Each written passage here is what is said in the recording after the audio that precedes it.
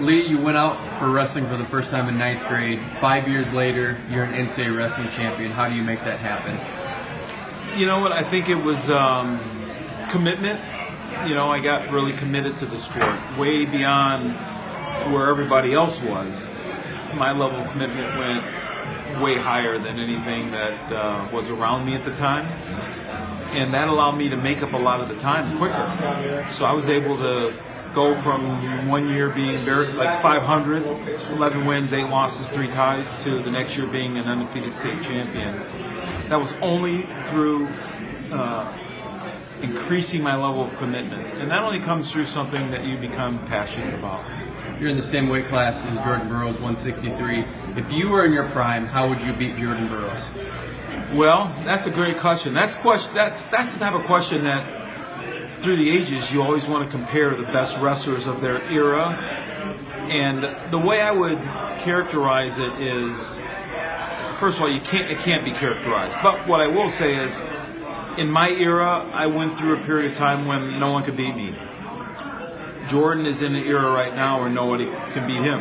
Kenny Monday was also had that distinction. When he was in his prime, no one could beat him. So to put us all together, that would be one hell of a tournament, you know, to have guys who have that mentality that they can rise above all their competition and never lose to anybody for a long period of time. You know, I had that distinction. Jordan has that now. Kenny Monday, you know, you can name others.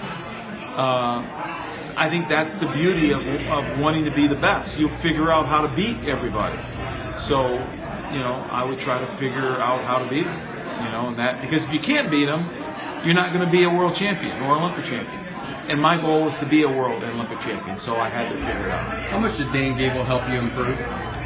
Dan helped me a lot, and I owe most of it to him because he had that type of thinking, that there was no one around that had the type of mentality that he had for wrestling and winning and being committed and doing more than anyone else. And it's not just the volume of work, it's the confidence to feel like you deserve to win.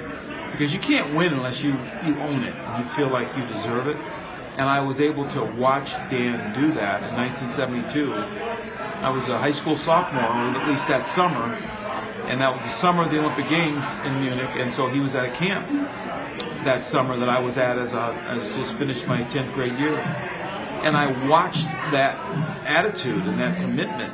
I'd never seen anything like that before, so I brought that back with me, the mindset with me my junior year, and I went undefeated. So it's all mindset. You know, I tell people that ask me that question, I didn't turn into Superman, you know, in just 1 year, but my mind changed, my commitment changed, my expectations changed. I expected to win. You have a great story about Dan where you kind of like to warm up by just having the cool of the arena, and someone suggested that you needed to warm up and break a sweat, and Dan noticed it. Could you take us through what happened there in that moment? The thing with Dan Gable that I have grown very appreciative of is that he coaches each athlete a little bit different. You may think he's all one way, but he noticed that in the training, he just noticed that about me from being around me in competitions and then the training camps.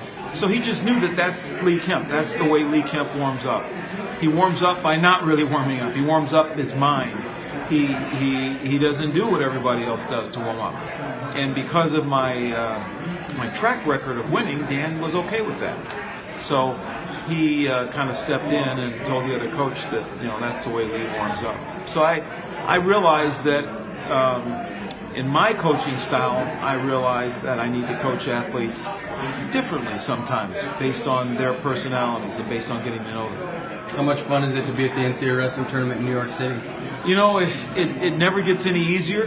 The athletes are on the big stage now, the biggest stage of the world, which I'm just impressed that all the people that were involved in getting this tournament in Madison Square Garden, you know, my hat goes off to them, because it's great that these athletes are going to get to compete on the big stage, and hopefully the media will come to watch our great athletes on the big stage.